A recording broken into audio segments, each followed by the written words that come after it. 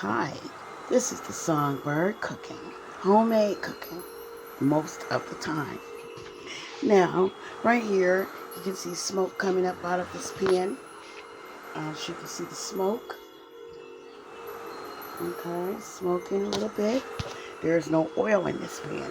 For the simple reason being is that I'm going to cook this nice big piece of beef right here, which I already just put a little bit of seasoning on the other side of it. I'm going to make this nice piece of beef here. And you see how marbled it is? It has lots of fat. I'm not going to cut that fat off. See, I'm going to put it in this pan, this big heavy skillet, and I'm going to sear it. I'm going to sear it on both sides first. And with all that fat, I don't need to put any oil in this pan. I'm not putting not one bit of oil. And as you can see, it fits just right. Okay. You can hear it, it's sizzling up real good. Now see, what I'm aiming for, number one, is for the meat to be juicy and delicious. That's number one. And also what I'm going to do is, after I sear it, it's on medium right now. I had it up here almost on high because I wanted the pan to get that hot. I really needed the skillet that hot. Okay, that way to sear it, as I said. It needs to be hot to sear it, to seal the juices in. Seasoning over here. I'm gonna just sprinkle on top a little bit. And see, basically,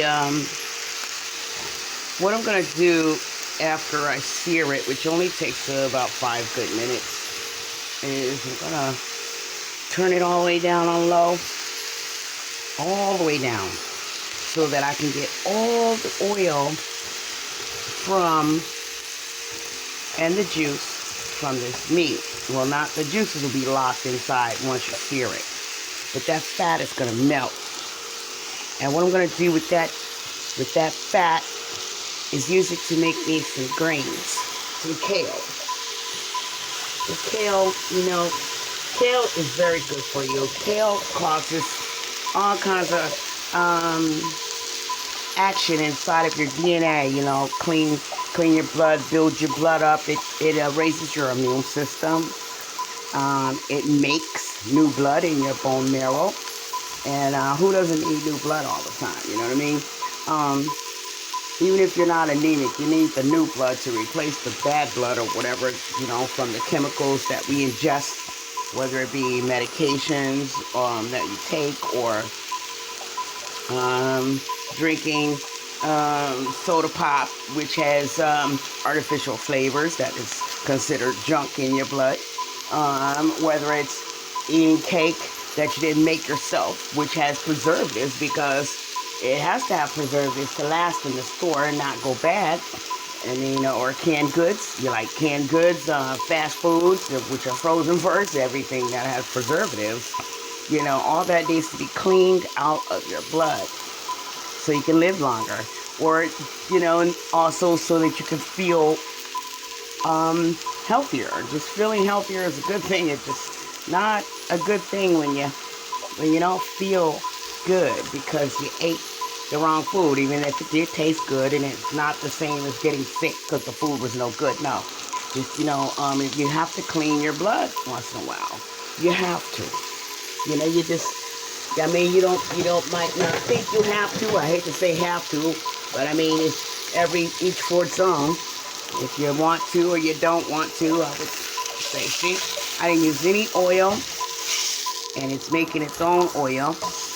Now let's sear it a little bit on this side now. And the seasoning is also cooking, toasting up. This is great because that'll mean the seasoning will just have a better flavor. Nothing worse than eating something that the seasoning didn't get fully cooked in, you know. I can't stand that, you know. And now, you know, the pan is hot. I'm going to turn it down to 4, you know. Turn it down to 4. You know, because the pan is smoking. So, this is a cast iron pan. It's going to stay hot for a really long time. So, you know, turn it down. And when I see the pan cooling off, I think it take about 3 to 5 more minutes. And I'm going to turn it all the way down to low. All the way down on low temperature. Okay? I'm going to set this for the timer. I just got this. I'm going to learn how to use it. Timer. I think, okay, wait a minute. All right. Okay, let's set this timer for, I don't know, maybe I'll let it simmer a good 40 minutes, because on low it's very slow, 45 minutes simmer. Okay, so it's gonna simmer for 45 minutes. I think I did it right. I hope I did. Oh, yep, it's a timer. That is the timer. Great, okay. Let it count down. Right, just gonna let it simmer. I'm gonna put it, let me look at it on this side. Let's see what's going on. And it's going pretty good. Let me turn it up this way. And that fat melt in the middle right there. So I'm gonna hold this up. You wanna sear on all sides. You see that fat right there? See that fat? And that's why I don't need any oil. You want it to simmer. You know, this pan is going to be well seasoned. Smelling really good already. I don't know if you can just smell that combination of dry ingredients I have. I'm going to sear it on all the edges. Now what I'm going to do with the oil from this, and you see right now it looks like there's nothing in the pan but the seasoning, which is cooking. But you can see it's sizzling. See this oil coming out of the fat. And if I add oil to the pan, for me, that would just be a little bit too much oil afterwards when the oil comes out of here. You know, see? Let's see if I can get to the other side, you know? Let's see if I can get some on this side a little bit. You know? So, I'm going to let it simmer. Oh, it's working. 43 more minutes. It's working. Good. Alrighty. Okay. So now I'm going to let it sear. Put this little piece of fat under there. I'm going to let this sear. Let it out. For, until the timer calls me. I'm going to cover it also. I'm going to cover it so it can really make the oil come out faster. You know? The right way. Because if I leave it uncovered, you know, the steam comes up and it comes out and it doesn't build up. When you put a cover on, everything builds up because the steam, you know, it's basically being steamed. So now I'm going to turn this down, all the way down to low. That's in 4. See, and that's 2 right there. And in 4. So low is very, very, very warm. And you might as well say low is warm or simmer. Okay, so I'll let this do its thing. I hear it. Now you can hear the sizzle is slowing down. Slowing down. I'm gonna add a little bit of cilantro. A little bit of dried cilantro that I had a live plant, but I learned from the other ones I had to cut it while it was still alive and put it where I could dry it and so I could use it, because the other ones, it was too cold in here. This is New England. And even though inside the house it was just too cold and they kind of withered away, and I didn't grab them while they were alive on the plant, so of course it ended up in the dirt, and I don't want to eat that. This is cilantro. Nice dried cilantro. Delicious as it is. Okay? So, let's see what happened. It smells so good. I was never a fan of cilantro. I maybe had it on the wrong thing maybe when I actually tasted it for my first time. I didn't like it. But I noticed that it tastes really good on beef. I mean, I made my beef stew and I used a little cilantro. And it was the best I ever had. I mean, other than my mother's. This smells so good. So, I'm going to let that cook. That little fat right here, piece of fat. Let it cook. Do it. See? Slowing down the simmer. Yeah. You want to season all around the bone, the fat, everything. You want all that to be flavorable. So now when I get done with this, that fat will be probably gone because that's how I'm going to do it. I'm going to let it take its really take its good sweet time because I want the best tasting juice to come out of here. The best is the slowest. See, the slower you go, the more the flavor comes out. You know, if you cook something too fast or a medium because you're in a hurry, it just doesn't taste the same as if you just make it go so slow like it's creeping. You know, it's so slow that every bit of the flavor, the best that you can get, will come out of that dish, no matter what it is. It could be macaroni and cheese. Well, except for the fact, of course, that's a different show, but of course we know that you can't cook the macaroni too slow because then it gets mushy. And you can't cook it too fast because then it gets hard. So, there we go.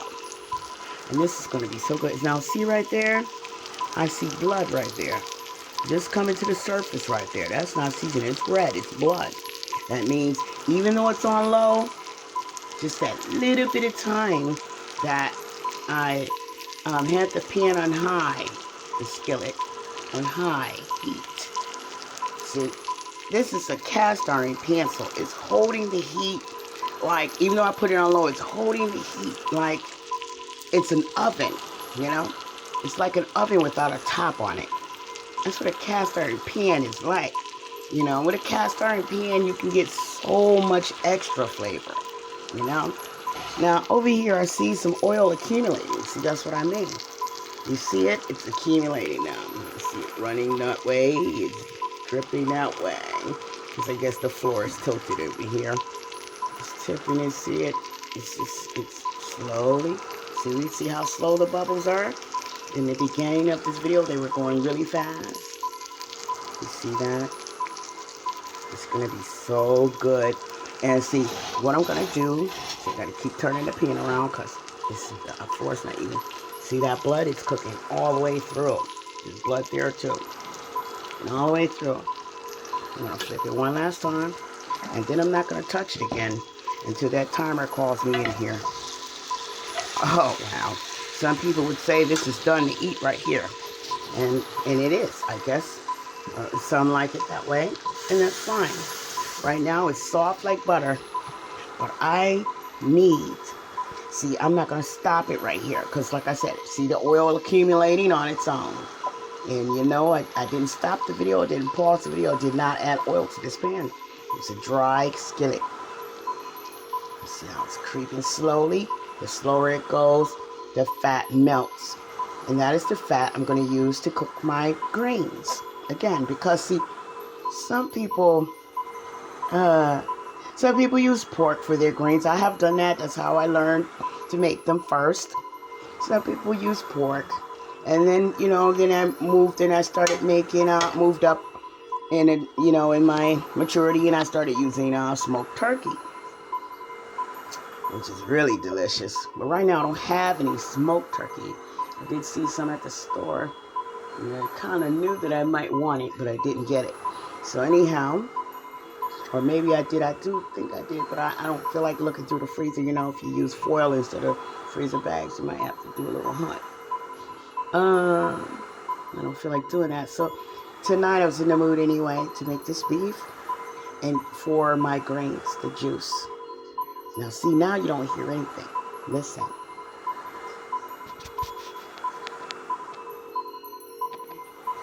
Not a sound coming out of that pan.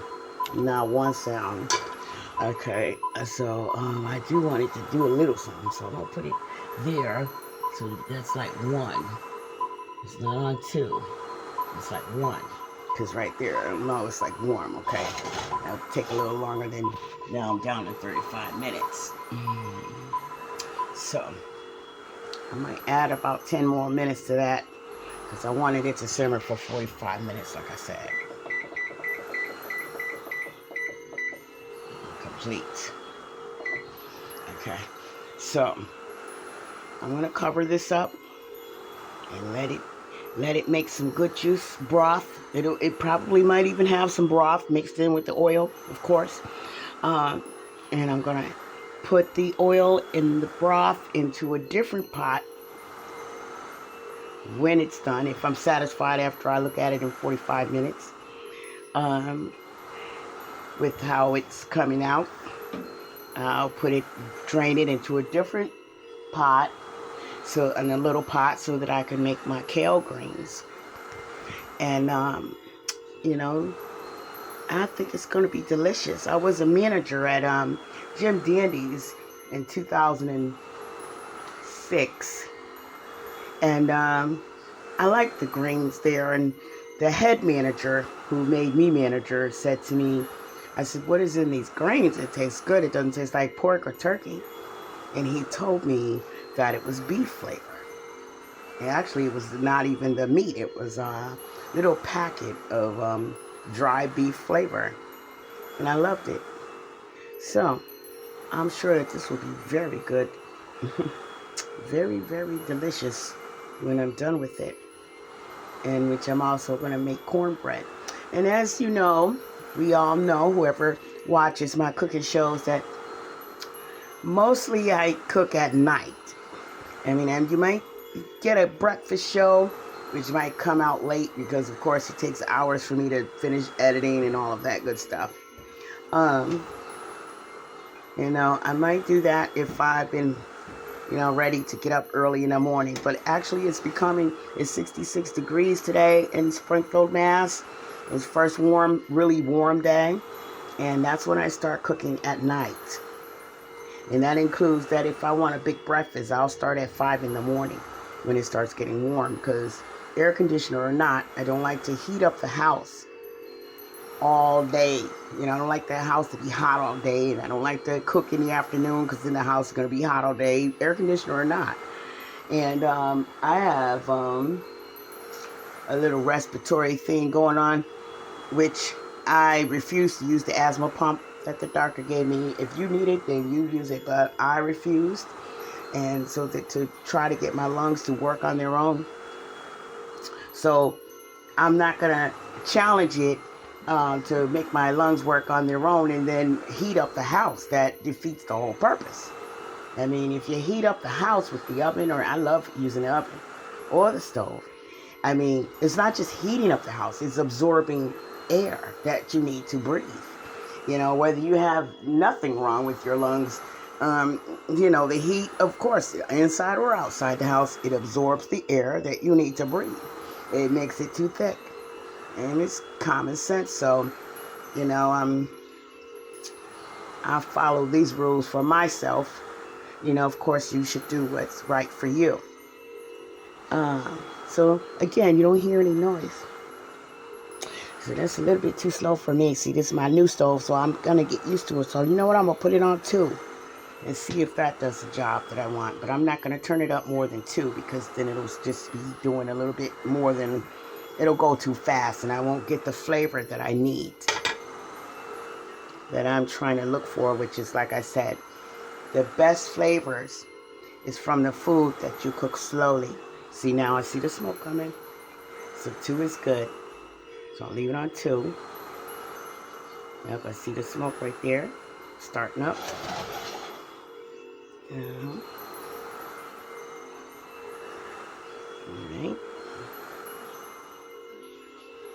This is gonna be good.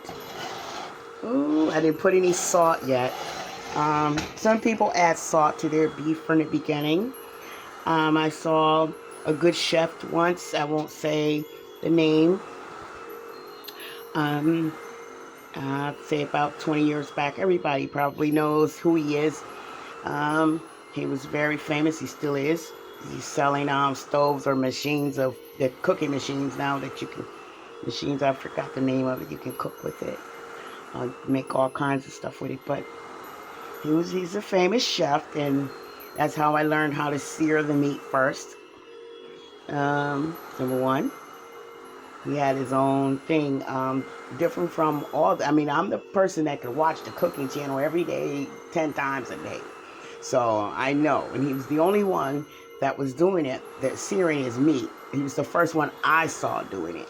Searing any piece of meat he had, he was searing it. And then turn it down on low. That I learned from an old lady when I was about 8. She was really old. She was, well, I'm saying really old. I'm almost there now. She was older than my mother is what I mean. When I was little, she was older. She could have been my mother's grandmother. And I saw her cook her meat very slow. And that's when I learned that the same piece of meat that, kind of meat that she made, that I had from 10 other different people, family, it didn't taste the same like hers because she cooked it so slowly. You see that oil is accumulating. So that's what I want. I want the fat to melt.